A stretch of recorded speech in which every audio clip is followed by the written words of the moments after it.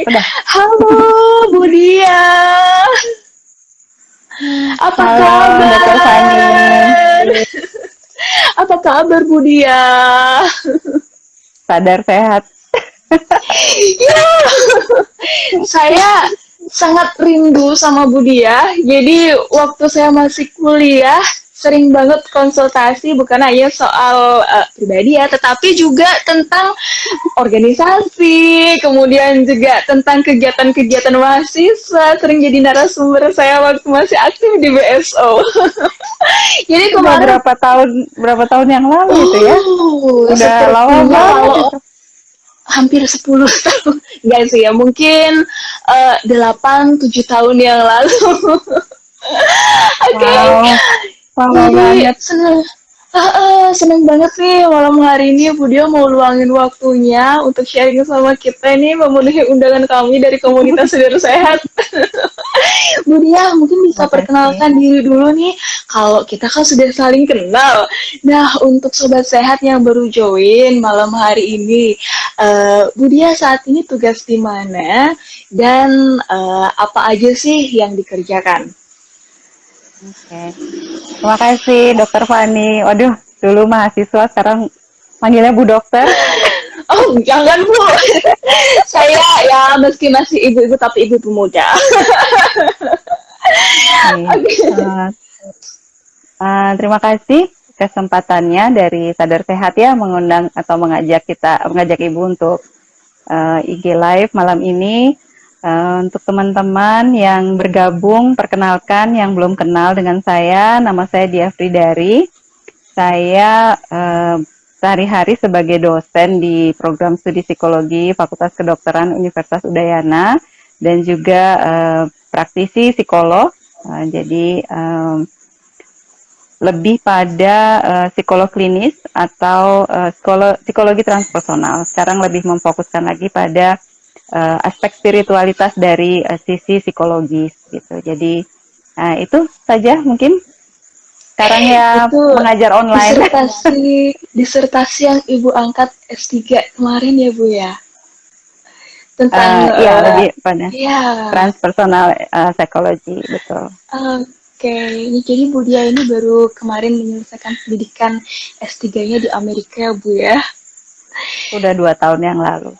Sudah Oh, hampir 3 tahun yang lalu.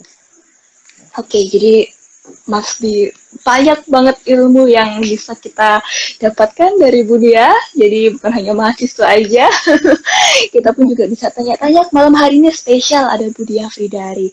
Nah, Bu Dia, terima kasih sebelumnya nih sudah mau kita undang malam hari ini. Kita langsung ke topik ya Bu Dia ya. Saya sebenarnya sudah punya beberapa pertanyaan yang saya tampung dari beberapa waktu kemarin tentang topik kita malam hari ini bagaimana cara mengatasi overthinking dan cemas berlebihan. Tapi mungkin bisa dibahas dulu sebenarnya cemas itu apa sih dan apa sih fungsinya? Apakah itu selalu membahayakan ataukah sebenarnya cemas itu ada fungsinya pada kadar tertentu? Oke. Em, cemas, kecemasan ya. Kecemasan itu kalau dari psikologi kan banyak jenisnya, gitu ya. Jadi ada kecemasan yang terkait dengan social anxiety disorder, artinya dia cemas ketika berhadapan dengan atau berinteraksi dengan orang lain. Ada yang kecemasan yang mengarah pada depresi, ADHD dan banyak macamnya gitu untuk kecemasan. Jadi kalau dikaitkan dengan overthinking, sebenarnya overthinking itu yang nantinya membuat seseorang menjadi cemas. Jadi bedanya cemas dengan takut itu, kalau tadi Dokter Fani mengatakan apa sih manfaatnya gitu ya. Kalau misalnya takut, itu kita kan melihat suatu objek gitu ya, ada sesuatu yang di depan kita yang mengancam. Jadi kita takut. Tapi kalau cemas itu objeknya tidak tampak ya. Jadi nggak terlalu jelas gitu apa yang ditakutkan kecemasan itu, sehingga kecemasan itu sebenarnya pusatnya ada di dalam pikiran kita. Kalau takut misalnya takut ular gitu ya, takut harimau gitu wajar. Dan ketakutan itu membuat kita bereaksi. Ya, kecemasan juga membuat tubuh bereaksi tapi lebih banyak memberikan reaksi yang negatif yang terkait dengan psikosomatis gitu ya. Mulai dari misalnya kita jerawatnya banyak aja, itu sudah menunjukkan ada kecemasan di dalam dirinya sampai penyakit yang berat, misalnya uh, Benar. cancer gitu ya, itu juga great fear, ada ketakutan yang besar di sana gitu. Jadi dampaknya seperti itu. Kalau manfaat positifnya, kalau mau dilihat dari manfaat positifnya, mungkin ya orang lebih aware gitu ya, atau lebih berhati-hati, atau lebih apa ya, mempersiapkan diri gitu.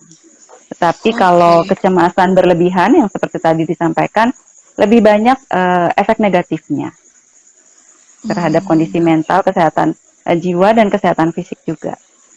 Oke, jadi kalau berlebih tidak sesuai dengan kadarnya, dia bisa bikin psikosomatis bahkan Bu ya, yang sebenarnya Iya, nggak betul. sakit, jadi menunjukkan gejala sakit. Padahal setelah diperiksa dokter, nah ini saya sering nerima juga apa kasus-kasus yang kayak gini sebenarnya setelah diperiksa dia normal semua, tapi dia selalu mengeluhkan dadanya berdebar, kemudian perutnya kayak gejala mah, sakit ulu hatinya. Hmm, Padahal sebenarnya nggak ada masalah ketika diperiksa fisik.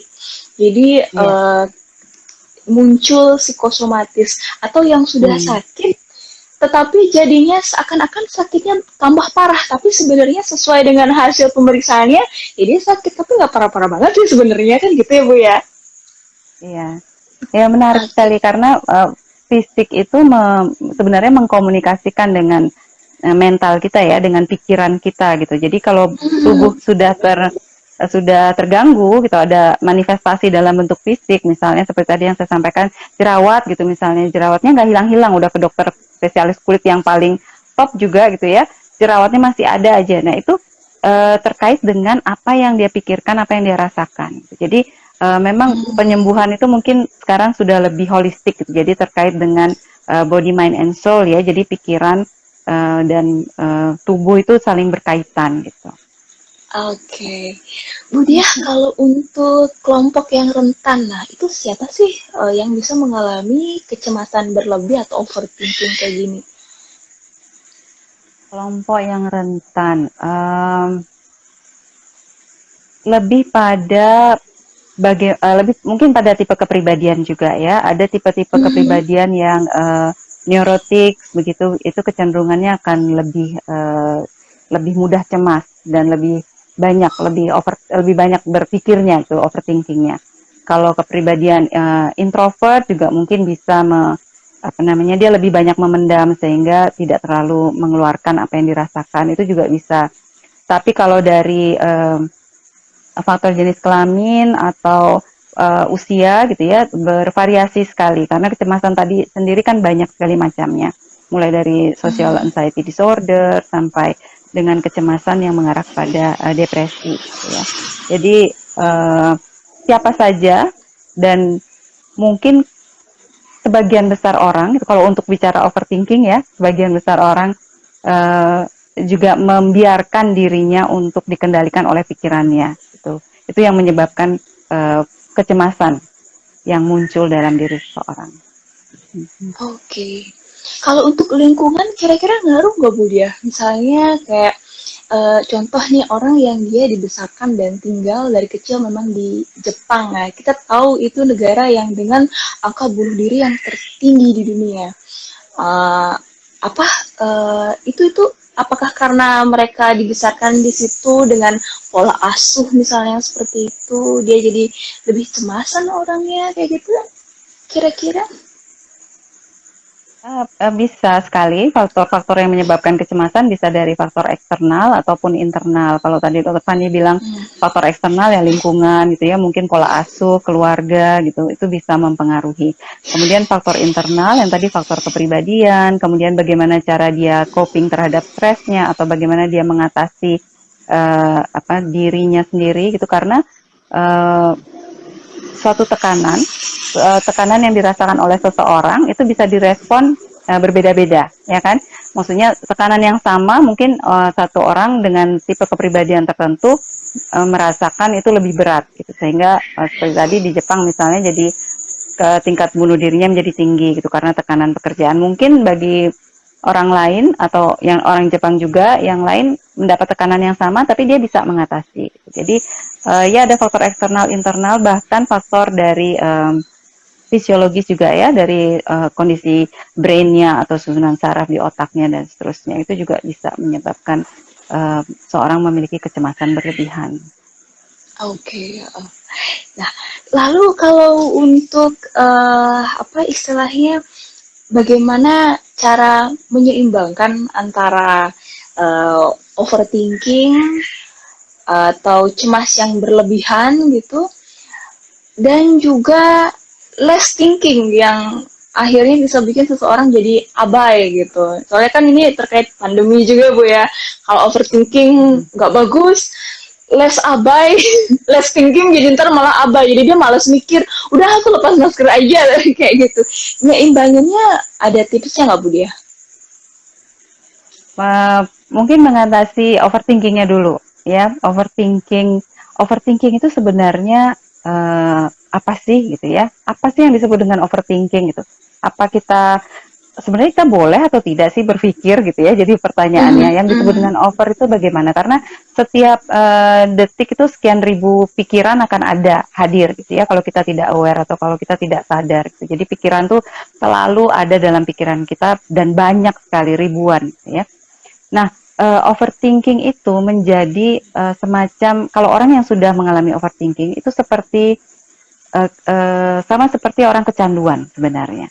Adiktif dia dengan pikirannya. Jadi, Jadi kalau misalnya orang kecanduan narkoba misalnya ya. Jadi kalau dia tidak mendapat narkoba dia menjadi sakau. Nah, orang yang overthinking dia adiktif to their own thoughts gitu. Jadi pikiran-pikirannya dia ikuti terus gitu ya, dia ikuti terus, ada pikiran ini kemudian merembet ke pikiran B, C, D dan seterusnya. Itu yang membuat seseorang menjadi overthinking. Nah, ketika orang overthinking itu membuat dia cemas karena apa yang dia pikirkan kecenderungannya adalah sesuatu yang akan terjadi di masa yang akan datang. Nah, kalau kecemasan seperti itu, mencemaskan atau mengkhawatirkan sesuatu yang akan terjadi, yang belum tentu juga terjadi, tetapi di dalam pikirannya itu sudah akan terjadi. Nah, itu sebenarnya yang membuat seseorang menjadi cemas atau memiliki anxiety disorder. Nah, yang perlu dilakukan untuk menyeimbangkan atau mengurangi itu adalah mengenali dulu cara kerja pikiran kita. Kita berpikir atau pikiran yang ada di dalam diri kita, itu cara kerjanya dia gimana sih? Apa sih sebenarnya yang dilakukan oleh pikiran terhadap diri kita, gitu ya. Nah, pikiran itu secara alamiah, secara alamiah dia itu akan mengajak kita ke masa lalu atau masa depan. Untuk diajak hadir atau presence atau ada saat ini, pikiran itu memiliki upaya. Kita memiliki upaya, kita harus berupaya untuk melakukan itu. Karena kalau enggak dia secara alamiah pikiran tuh memang hobinya begitu. Jadi suka meloncat-loncat gitu ya. Kalau guru-guru spiritual bilangnya crazy monkey mind gitu. Jadi ya yang loncat-loncat aja. kalau di pegawai kita kalau nggak salah disebutkan sebagai kuda liar ya Bu ya, pikiran kalau tidak dikendalikan. Betul. Nah, Oke. karena hanya saja orang yang overthinking itu akan merasa sulit gitu. Gimana sih cara mengendalikan pikiran gitu kan? Gimana? Karena sudah terbiasa mengikuti pikirannya gitu. Misalnya kita lagi mengerjakan apa misalnya, anggaplah kita sedang membuat paper gitu ya atau menulis gitu. Tapi pikirannya kemudian karena agak lapar, jadi pikirannya aduh ntar makan apa ya gitu. Diikuti pikiran ntar makan apa ya. Aduh makan di mana ya, belum masak nih, pesan apa ya gitu ya. Sampai kalau terus diikuti pikirannya sampai 20 menit kemudian kita bisa berpikir bahwa aduh hidupku ini kok ini banget sih, nasibku nih sial banget sih, hidupku nih udah jauh banget gitu ya. Itu karena kita mengikuti jalannya pikiran. Nah, itu yang perlu dipelajari bagaimana supaya pikiran itu nurut sama kita. Dia yang ngikut kita gitu, bukan kita yang ngikut pikiran. Supaya nurut itu gimana Bu caranya? Diajarin, diajarin buat nurut. Ya, misalnya gini, Kalau obat mungkin kalau dokter kan tahu farmakologi obat anti cemas mungkin ini gitu kan, tinggal ya, resepin doang. Tapi kalau nah mm-mm. untuk yang belum sampai separah itu, gimana caranya nih yang mau kayak loncat-loncat kayak crazy monkey itu biar dikendalikan. Ayo dong sini pikiran sini, kembali ke tempatmu, live in present. Nah itu Ya. latihannya. Tolong dong Bu, di sharing. Iya, itu tadi yang Fani bilang itu udah benar banget. Maksudnya diajak ngomong sini dong pikiran kembali ke present gitu ya, kembali ke saat ini di sini gitu. Itu sebenarnya memang salah satu teknik yang paling ampuh gitu ya. Dengan menyadari, jadi dengan menyadari bahwa pikiran kita sedang memikirkan apa, itu saja sudah suatu step yang bagus sekali untuk membawa pikiran ke saat ini gitu ya. Jadi begini, kalau misalnya karena sebenarnya kalau kita memikirkan sesuatu, itu akan diikuti oleh emosi, diikuti oleh perasaan tertentu, gitu ya. Kemudian perasaan tertentu itu akan memunculkan behavior atau perilaku tertentu. Itu lingkarannya gitu aja. Jadi kalau kita ingin merasakan sesuatu yang berbeda dari apa yang kita rasakan, ya ubahlah pikiran kita. Gitu. Misalnya, kalau Fani memikirkan tentang apa contohnya yang bikin kita nggak enak gitu. Pandemi ini ya, tuh nggak jelas, apalagi di Bali. Uh, Industri pariwisatanya udah kacau balau gitu ya. Terus memikirkan tuh gimana besok nih nggak ada tamu, dirumahkan, ya hidup susah, keuangan susah gitu. Ketika mengikuti pikiran itu, perasaan kan jadi tidak enak, ya. Jadi Ya, ya. cemas, jadi panik gitu ya. Kemudian perilakunya tergantung. Kalau misalnya dia lebih ke anger, dia akan marah-marah. Kalau dia lebih ke sadness, dia akan menangis gitu ya. Jadi pikiran mempengaruhi perasaan, kemudian mempengaruhi perilakunya. Nah, kalau kita sudah tahu seperti itu, memikirkan besok misalnya mau bayar SPP anak gitu atau apa gitu ya, membuat perasaan kita tidak enak, ya kita sadari bahwa oke, sekarang yang aku hadapi apa? Jadi dibawa ke momen saat ini. Sekarang ini yang aku hadapi apa? Yang di depan mataku apa? Yang di depan atau dipegang oleh tanganku, kakiku ini apa? Apa yang aku kerjakan sekarang? Jadi ketika dibawa ke momen saat ini, maka pikiran tadi yang memikirkan besok, lagi 2 hari, bulan depan, dan seterusnya itu, dia akan berhenti, dia akan berada pada saat ini di sini. Nah, latihan ini perlu terus-menerus dilakukan supaya pikiran itu, kita mudah gitu mengenali bahwa oke, ini pikiranku udah mulai meloncat-loncat kemana-mana nih, balik lagi ke sini, gitu ya. Dan being present, sadar hadir, utuh sepenuhnya, itu memerlukan upaya. Misalnya kayak Ya. Mbak Fani nih sekarang, kita berkomunikasi di Instagram Live. Mbak Fani coba Yes. fokus sama Ibu, ya. Sekarang Yes. lihat Ibu, kita berkomunikasi, apa pikiran yang muncul? Ibu lagi sharing ilmu ke sobat sehat. Ada perasaan Oke, senang. oke. Ada pikiran yang lain nggak? Tadi enggak. Kalau ibu nantangin, oh ya. Jadi saya bisa memikirkan yang lain. Ya, ya di kalau dipancing, pancing bisa Yes. gitu, bisa memikirkan Oke, yang oke, lain. oke. Tetapi kalau misalnya Fani bisa fokus, ya hanya di sini saja, maka pikiran yang lain tuh nggak bisa datang dia, I see, nggak I see, I see. nggak bisa datang dia ya. Oke, jadi kayak pertama-tama misalnya ketemu dulu waktu kencan pertama gitu, mungkin pikirannya, aduh gimana nih, gimana? Eh, jadi fokusnya hanya, apalagi pada saat dilamar, eye to eye, seperti itu ya Bu ya. Dan itu harus dilatih ya Bu ya. Oke, oke. Nah kalau untuk melatihnya Bu, maksudnya apakah memungkinkan nggak seseorang untuk melatihnya secara mandiri sendiri atau memang harus ada kayak coachnya atau gurunya atau apa ya penuntun penuntun meditasi atau apapun itu bisa nggak sendiri apa harus ada yang nuntun untuk terapi perilaku untuk ya, yang tadi ya hmm, Ibu bahas. untuk supaya mengurangi kecemasan atau overthinking ya. Sebenarnya itu bisa Yes. dilakukan sendiri. Sebenarnya sangat simpel, Hmm. sangat sederhana. Hanya saja mau atau enggak kita latihan gitu aja. Karena intinya melatih ya, sama sama seperti Mhm. kalau kita olahraga itu kan perlu dilatih terus gerakannya gitu ya untuk Mhm. mendapatkan hasil yang diinginkan. Nah, sama juga Mhm. untuk mengurangi kecemasan kita perlu melatih dan berkomunikasi dengan diri untuk mengingatkan diri Mhm. untuk kembali kepada saat ini di sini gitu.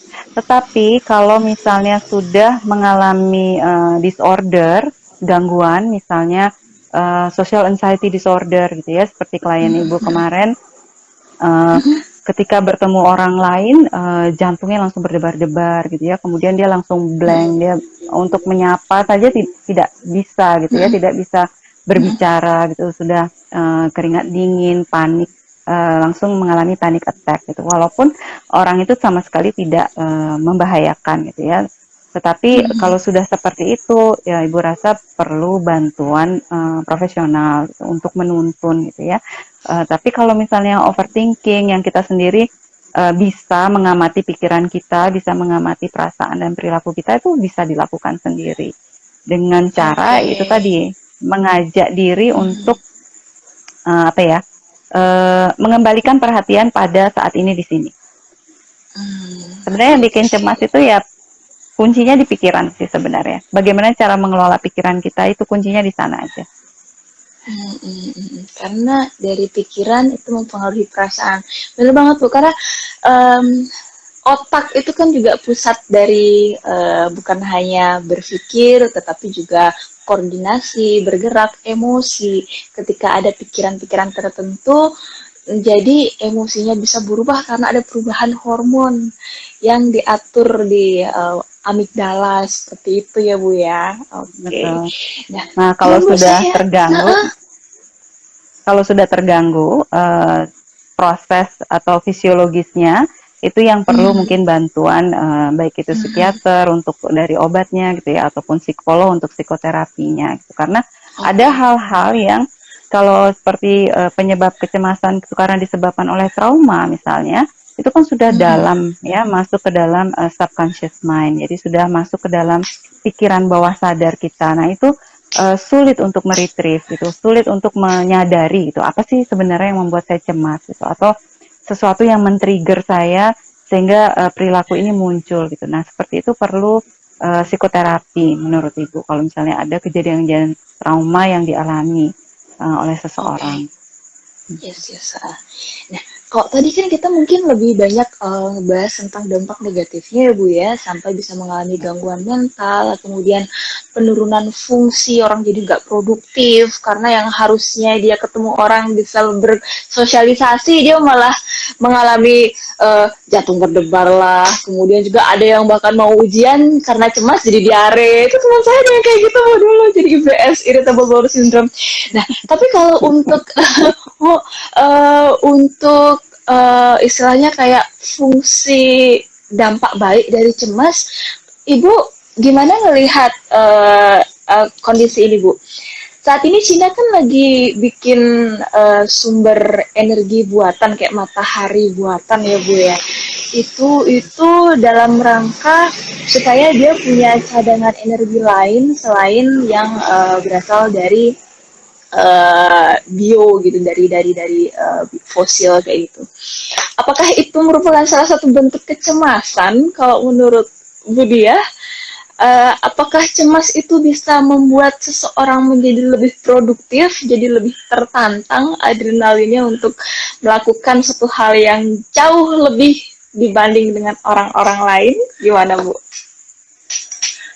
Uh, Bisa saja memotivasi ya, mungkin memotivasi jadinya seperti tadi yang Fani bilang mungkin cemas karena nanti energi habis di bumi ini sehingga membuat satu pusat energi yang baru gitu ya, atau tergantung dari individu masing-masing, atau penemuan-penemuan baru atau creation yang diciptakan oleh manusia itu karena memang level of consciousness-nya atau tingkat kesadarannya itu memang meningkat gitu ya atau elevate gitu apa namanya berkembang gitu, berkembang baik sehingga dia menciptakan sesuatu yang untuk kebaikan bumi misalnya, ya misalnya karena kalau misalnya dianggap positif, kecemasan itu cemas karena sampah plastik yang berlebihan gitu ya. Kemudian dibuat Mhm. suatu peraturan gitu. Kalau di Bali tidak boleh lagi menggunakan kantong plastik misalnya, atau dibuat kantong plastik yang bisa dihancurkan gitu dari singkong dan sebagainya gitu ya. Penemuan-penemuan baru itu.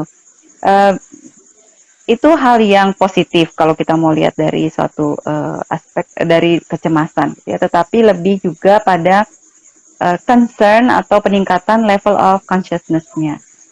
Kalau kecemasan semata-mata seperti yang Ibu bilang tadi, kalau kecemasannya berlebihan, Mhm. reaksi atau respon seseorang itu berbeda-beda. Yang satu Oke, mungkin bisa menemukan jalan keluar, yang satu mungkin tambah terpuruk dia gitu ya. Jadi oke. intention atau niat seseorang melakukan sesuatu, misalnya menciptakan matahari baru atau menciptakan kantong plastik yang baru itu tergantung dari motifnya mereka itu apa. Oke, jadi tergantung kita menyikapi permasalahan yang ada di depan kita ya, Bu ya. Ya, ya, betul.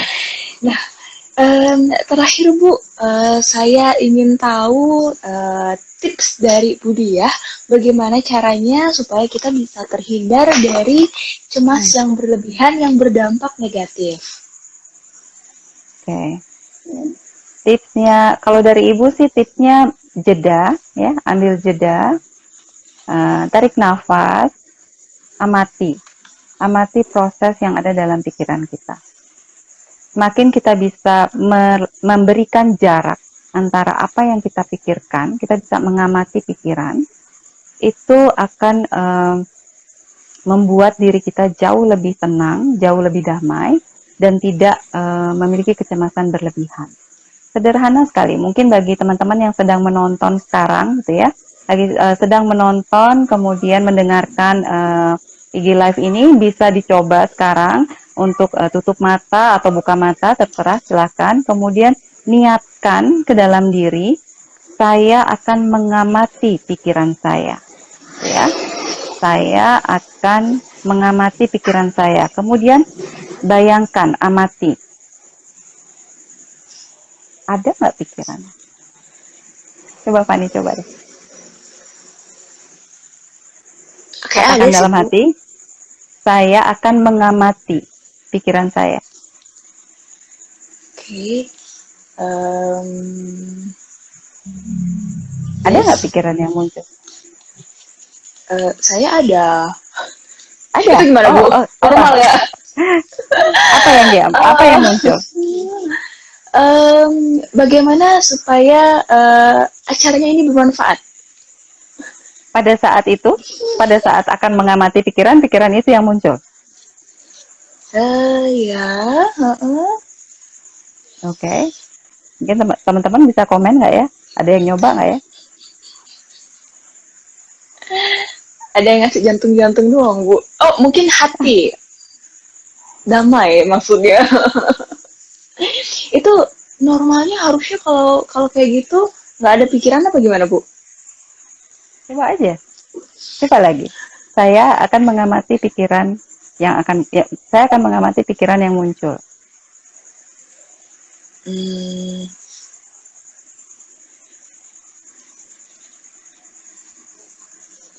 em, oke, saya coba jawaban yang lain. Mudah-mudahan nggak salah.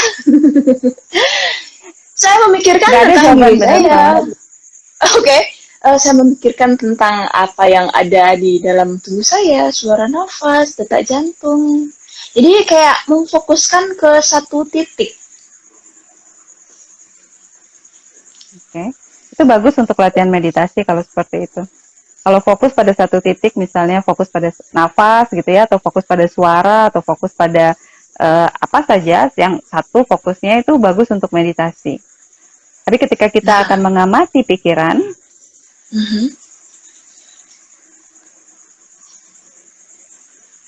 kayak polisi gitu misalnya.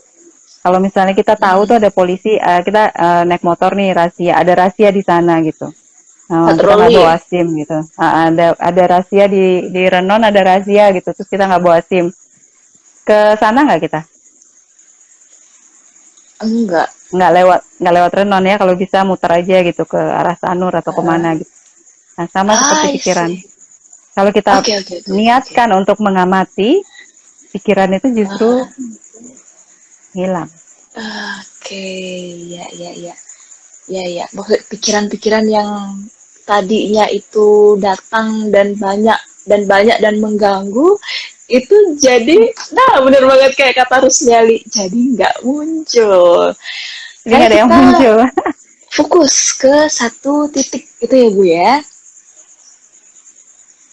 Nah ini ada yang komen Bu dari Meta Purnamawati Mbak yang Meta, Ibu kenal? kenal. Beliau ini yang Oke. memberikan Ibu dan Mbak Ari nih, yang memberikan Ibu buku sebelum Ibu berangkat ke Amerika. Itu buku yang luar Aha. biasa banget ya, buku tentang kamus, tentang penyebab psikis yang menyebabkan tubuh fisik kita sakit. So, Mbak Meta, Mbak Hmm, Ari, yang muncul iya. dalam pikiran Oh, saya. Mbak Ari yang Bu Rusliari itu ya, Rusliari yang di atasnya ya. Iya, iya. Saya Oke. sedang membungkuk karena ketakutan. Lalu saya harus bagaimana? Oke, Oke, jadi Mbak Meta menyampaikan, Langsung halo, nih contoh studi kasus. ya ini berarti eh, ada hal yang memang dicemaskan gitu ya. Ada hal yang memang ada fear jadinya di dalam diri gitu ya, sehingga dalam pikiran munculnya kondisi diri yang membungkuk karena ketakutan. Nah, kalau harus bagaimananya, itu kalau bisa dilakukan dengan dilanjutkan gitu ya. Nanti mungkin setelah sesi ini dilanjutkan untuk berdialog dengan diri yang sedang ketakutan tadi. Jadi coba ditanyakan. Uh, jadi ini sebenarnya sudah menjadi pengamat ya, karena sudah melihat diri saya yang sedang membungkuk karena ketakutan. Berarti kan ada diri yang mengamati, gitu ya. Jadi kita tidak sedang membungkuk ketakutan. Ngerti nggak, Fandi, maksud Ibu? Gimana Jadi gimana? kalau kita bisa melihat sesuatu di depan kita, berarti kan Mhm. kita bukan sesuatu itu. Oke, oke, Nih oke, ya, oke, oke, misalnya, oke, oke. misalnya Ibu lihat buku di depan Ibu, ini ada buku. Aha, Berarti kan Ibu I'm not the bukan book. buku itu kan? Iya, I'm not the book. Yes, yes, Exactly. yes, yes. Uh, nah, kalau Mbak Meta ini sudah melihat ada diri saya yang membungkuk dan merasa ketakutan, berarti kan I am not that person gitu. Ada sisi pengamat, ada witness, pengamat yang mengamati diri kita yang sedang ketakutan. Yes. Nah, itu Oke. dilanjutkan berdialog, ajak dia berdialog, diri yang ketakutan ini, apa yang kamu pikirkan? Apa yang kamu takutkan? Apa yang kamu cemaskan? Kemudian tanyakan, is Mhm. it real? Apakah benar apa yang ada dalam pikiranmu? Di mana kamu sekarang? Apa yang kamu lakukan sekarang? Ya. Semakin sering kita menjadi diri pengamat atau a witness, semakin kita tidak melekat pada pikiran kita, pada perasaan kita, dan itu akan membuat pikiran kita jauh lebih tenang. Oke. Mudah-mudahan menjawab ya Mbak Meta. Ibu jadi Iya. malu. Ya ampun. Gimana? Jadi saya jadi malu juga nih. Oke, oke. Jadi memang intinya kita tuh harus lebih nah ini dia istilahnya me time ya Bu ya. Karena kalau orang jujur saya sih saya agak kurang setuju dengan istilah me time yang pergi ke salon, pergi belanja, nonton film. Sebenarnya sesungguhnya kalau bagi saya pribadi, me time itu adalah waktu yang juga saya belakangan ini jarang lakukan, berkomunikasi dengan diri sendiri, self talk seperti yang tadi Ibu katakan, bertanya, berdialog dengan diri, apakah ada nggak sih pikiran yang mengganggu, apakah ada permasalahan sebenarnya yang di depan yang seharusnya kita selesaikan tapi nggak malah selesaikan, malah kita kayak progres atau menunda, ataukah sebenarnya itu nggak penting tapi kita kerjain malah jadi unproduktif kayak gitu. Itu sepertinya yang definisi me time yang benar. Setuju nggak Bu kalau kayak gitu? Kembali lagi kalau me time itu kan Yes. time untuk diri gitu kan, ya kan, me time, time untuk waktu untuk diriku gitu kan. Nah sekarang kita harus memahami juga diri itu terdiri dari apa gitu kan. Diri kita kan terdiri dari body, mind, and soul. Tiga-tiganya ini nggak bisa dipisahkan. Kalau nggak ada Oke. bodinya, ya kita gentayangan jadi hantu kan. Kalau nggak kalau nggak ada pikirannya, cuma ada body sama soulnya aja, ya mungkin kita end up di rumah sakit jiwa Bangli gitu kan. Kalau misalnya ada body nggak ada soulnya, ya yang apa namanya udah di ngaben gitu kan jadinya. Nah tiga-tiganya ini perlu kita beri perhatian. Kalau tadi me time untuk body ya mungkin pijet, cari apa namanya massage, cari Yes. refleksiologi Itu juga atau ke bagian dari salon complementary gitu ya. medicine ya Bu ya. Ya, tapi Holistic pikirannya, banget ya. iya, tapi pikirannya jangan ditinggalkan gitu, dalam artian ke salon misalnya mau spa gitu, tetapi pikirannya masih di pekerjaan yang belum selesai, urusan ini itu dan sebagainya, ya nggak me time Ya juga ya gitu kan. ya. Oke. Jadi kalau untuk pikiran, tadi untuk body, mind and soul, ya mind and soul-nya ya seperti Fanny tadi bilang, self reflection gitu ya, menganalisa diri, kemudian terkoneksi dengan yang lebih besar dari diri kita dengan meditasi, dengan berdoa atau dengan cara apapun yang nyaman membuat diri kita gitu ya. Tetapi kita terhubung kembali, terkoneksi kembali dengan sang pencipta atau yang lebih kuasa gitu ya. Jadi me time-nya ya komplit gitu, body, mind, and soul juga. Harus here and now ya. Jangan saat kerja Ya, tapi mikirin hal yang lain. Mikirin status saya hari ini, postingan saya hari ini. ya lagi kerja mikirin pantai, lagi kerja mikirin di pantai, lagi di pantai mikirin kerjaan. Bu, 12 soalnya sekarang Bu Harbolnas. Jadi lagi kerja mikirin, aduh dapat diskon apa ya? Jadi harus pada waktunya ya kerja, me time ya gitu ya Bu ya. Sip. Ya. I got it. Ada lagi Bu yang belum saya tanyain yang mau disampaikan. Teman-teman nggak boleh nanya. Teman-teman nggak boleh nanya. Boleh, Ada silakan pertanyaan. kalau masih ada yang nanya silakan bisa ketik di bawah di komentar atau di tanda tanya yang di pojok kanan. Jadi Bu, oke, mungkin ingin saya garis bawahi. Jadi supaya balance, nggak terlalu banyak mikir, sama nggak terlalu sedikit mikir. Nah, itu gimana? Nggak terlalu banyak mikir, nggak terlalu sedikit gitu ya. Nah, Nggak kalau sedikit, menurut ibu terlalu nggak sedikit ya dung juga. Mau ujian nggak belajar. Wah, ada musuh depan mata, santai bro. Kalau ibu sih pengennya gitu aja biar nggak mikir aja deh. Tapi nggak ya, nggak produktif nanti ya. Em, Um, saya percaya rasa takut itu penting.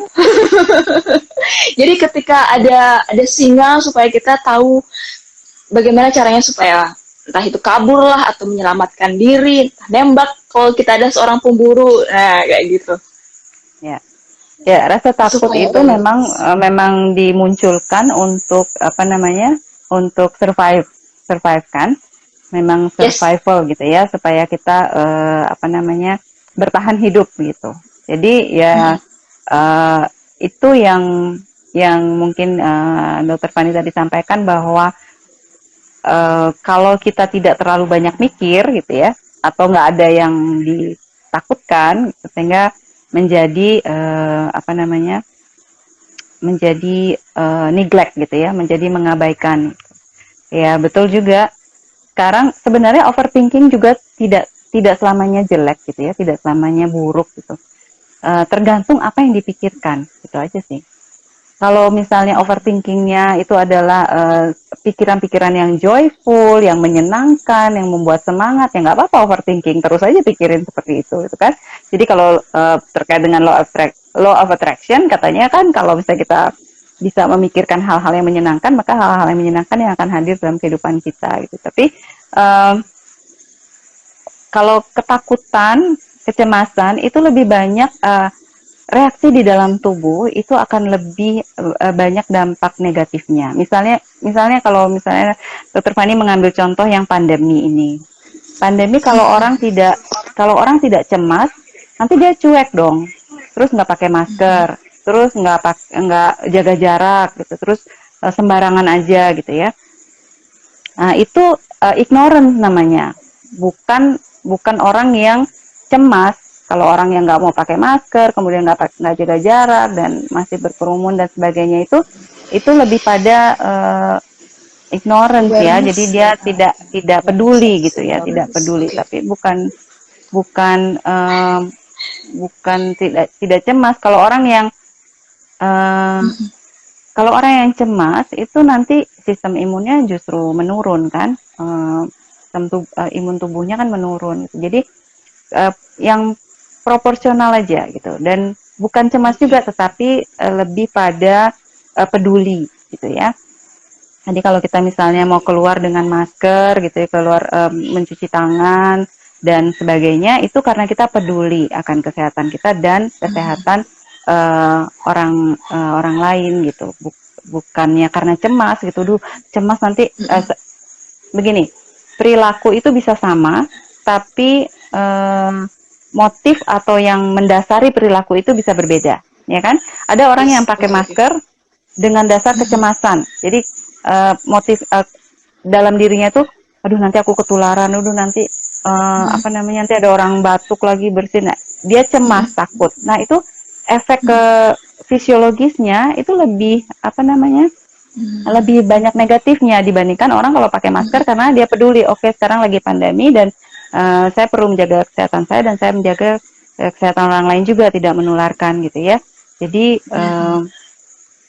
agak kita bedakan ya, bisa kita bedakan niat atau motif seseorang melakukan sesuatu.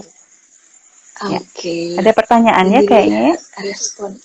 Ini dari akun Bintang, Bu. Bintang. ya. Saya tidak percaya dengan kemampuan sendiri. Takut mengecewakan orang-orang.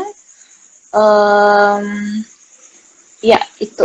Nah, gimana nih kira-kira Hingga solusinya?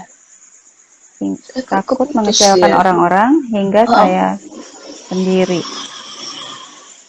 gitu kelihatan ya. nggak? Oh, sih tidak kelihatan lagi pertanyaannya. Oh, Nggak kelihatan sih. masih ada Tidak tuh. percaya kemampuan sendiri dan takut mengecewakan Mm-mm, orang-orang. Jadi ada dua ya di sini ya. Ada tidak mm-mm, percaya pada kemampuan diri sendiri dan yang kedua mm-mm, takut mengecewakan orang-orang.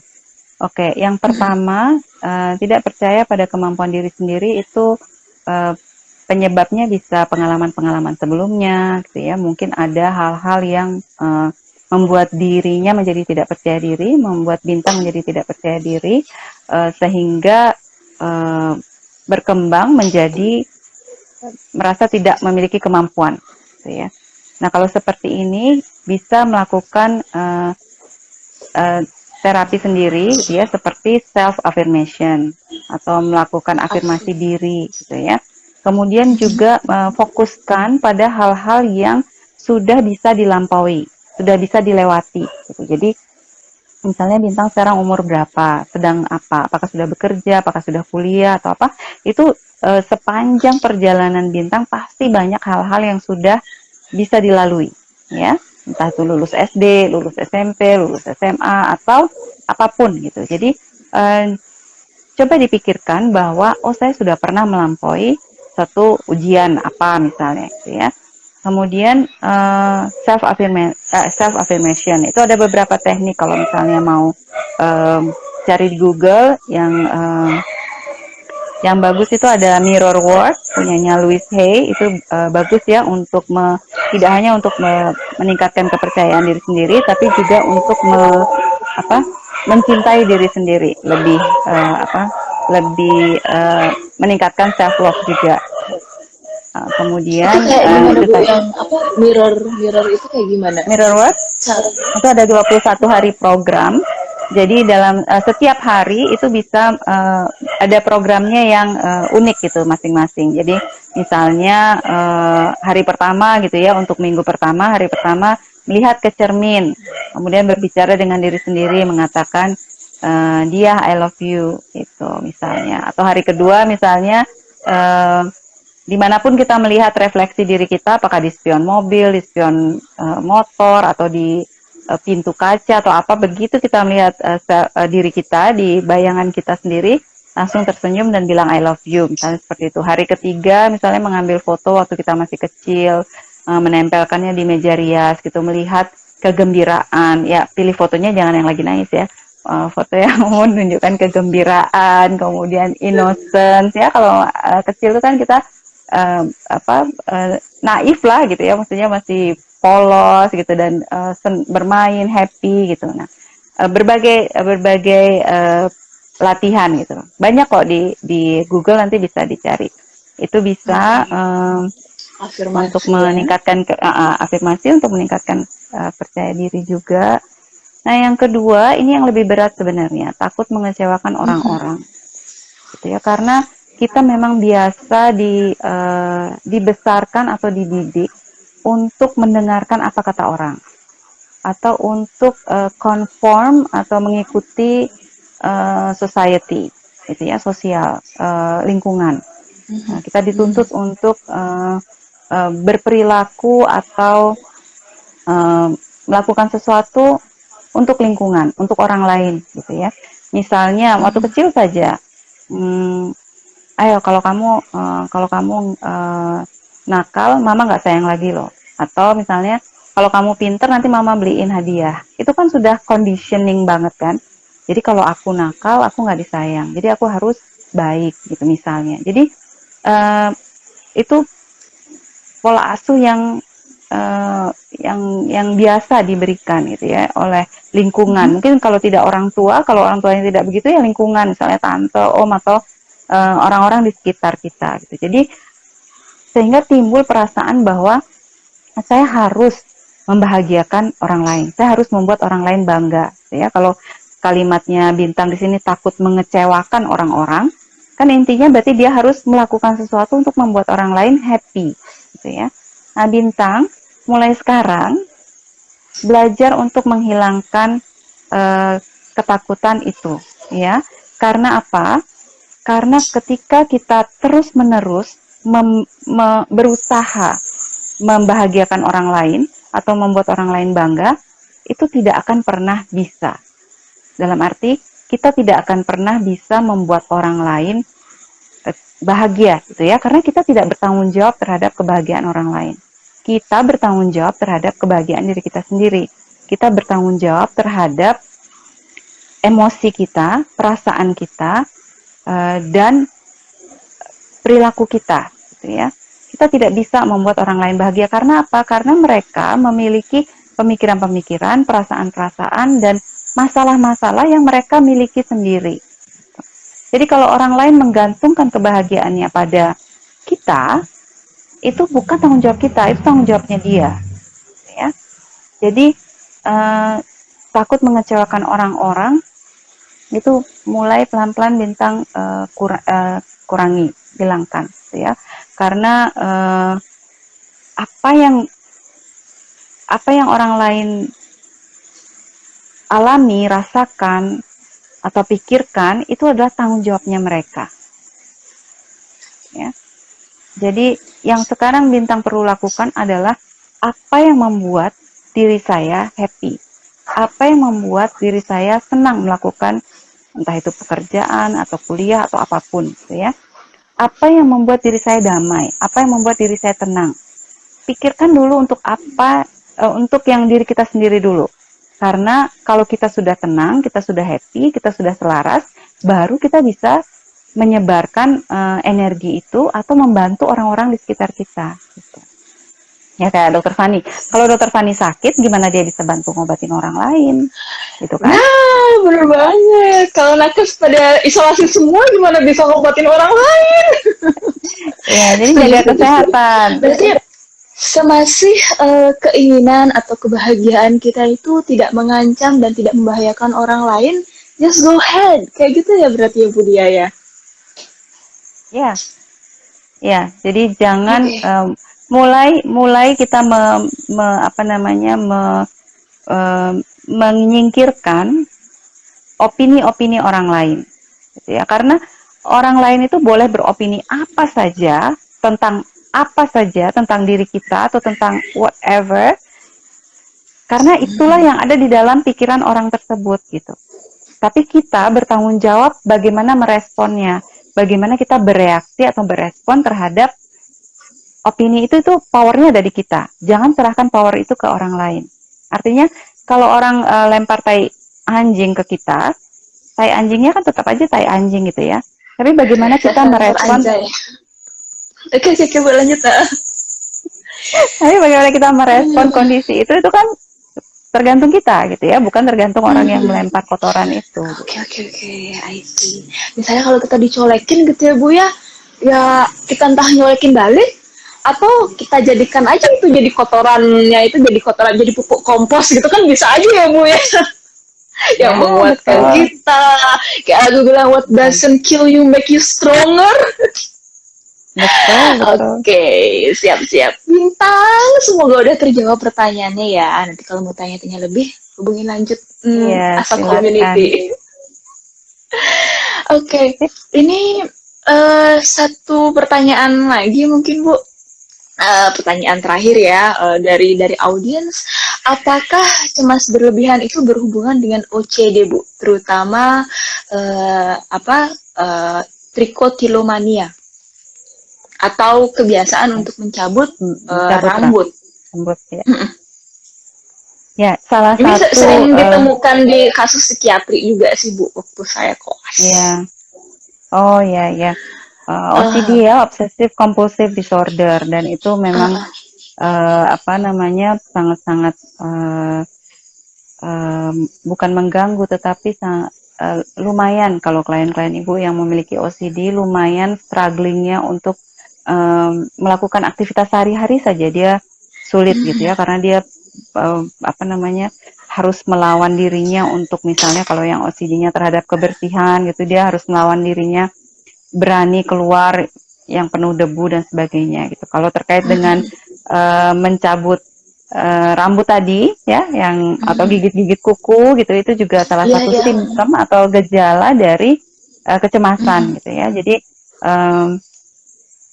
perlu ditelusuri atau perlu dicari lebih dalam lagi apa yang membuat kecemasan itu muncul gitu. Nah, kalau misalnya masih yang dalam artian masih yang untuk self help atau untuk menolong diri sendiri, itu kalau masih bisa menelusuri itu bagus, seperti Mbak Meta tadi. Kalau misalnya masih bisa menelusuri apa sih yang dipikirkan, apa yang ditakutkan, apa yang dicemaskan, itu bagus gitu ya. Tetapi ketika sudah stuck, dia tidak bisa saya nggak tahu apa yang saya pikirkan, saya nggak tahu apa yang saya takutkan, saya nggak tahu apa yang saya cemaskan gitu, tapi saya merasa ketakutan berlebihan gitu. Jadi itu mungkin sudah lebih dalam lagi, memori-memori yang ada di subconscious mind-nya mungkin yang membuat dia berperilaku seperti itu. Nah, itu perlu beberapa psikoterapi. Banyak cara sih, jadi salah satunya hipnoterapi juga bisa. Jadi seperti itu. Oke, ya. Jadi harus ditelusuri lagi penyebabnya dan nanti baru dilakukan terapi psikoterapi ya Bu ya. Selain mungkin kalau butuh terapi obat juga, tapi kalau enggak mungkin bisa psikoterapi aja untuk minimalisir efek samping tergantung keparahan berarti ya Bu ya. Oke, Bu Dia nggak kerasa nih udah hampir sejam. Mungkin wow. Nanti next session kita akan undang lagi untuk bahas topik yang nggak kalah seru ya Bu Dia ya. Jadi terima kasih. senang banget untuk malam hari ini kita udah membahas tentang kecemasan dan overthinking. Mungkin yang bisa saya simpulkan dari obrolan saya tadi sama Bu Dia adalah bagaimana kita bisa mengetahui pikiran apa sih sebenarnya yang ada di dalam otak kita.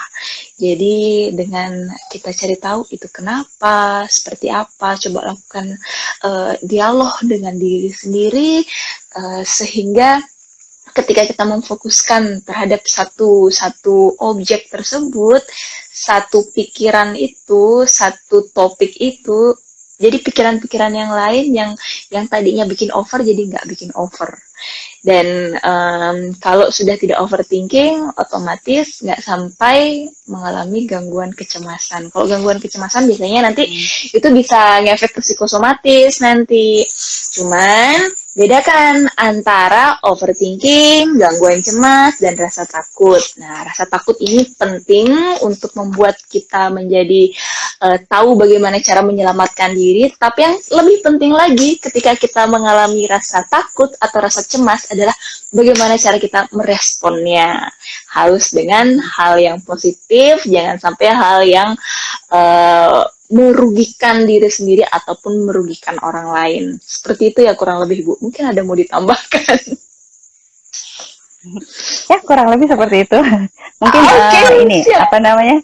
Satu lagi, kalau misalnya ada pikiran yang mengganggu atau ada situasi yang mencemaskan gitu ya, bisa juga berusaha mengkonfrontasinya dengan apa sih yang terburuk yang mungkin terjadi gitu ya. Apa yang terburuk yang mungkin terjadi. Dan dengan menjawab itu bisa 3 hal yang bisa kita lakukan. Yang pertama, kalau kita bisa mengubah situasi itu, cobalah untuk mengubahnya gitu ya. Kalau tidak, yang kedua, bisa tidak kita menerima kondisi terburuk itu gitu ya. Artinya acceptance, fully accept gitu. Jadi kalau kondisinya terburuk itu bisa nggak kita terima. Nah, kalau dalam suatu situasi kita tidak bisa mengubah dan kita tidak bisa menerima, maka kita perlu meninggalkan situasi itu atau kondisi tersebut ya. Mungkin itu tambahan sedikit. Iya, terima kasih banyak Bu Dio Fridari, dosen saya senior. Semoga bermanfaat untuk teman-teman. Jadi kalau yang tadi ngikutinnya setengah-setengah, mungkin bisa diulang lagi, nanti akan saya posting di IGTV dan juga YouTube Dr. Fani. Semoga sehat selalu ya Bu Dia. Salam untuk keluarga. Terima kasih banyak. Selamat malam. Selamat malam. Thank you ya. Mari.